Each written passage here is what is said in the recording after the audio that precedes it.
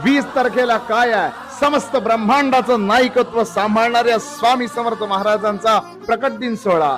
येत्या 20 तारखेला काय आहे? कष्टकराच्या मागे अखंडपणे बरदहस्त ठेवणाऱ्या स्वामी समर्थ महाराजांचा प्रकट दिन सोहळा. येत्या 20 तारखेला काय आहे?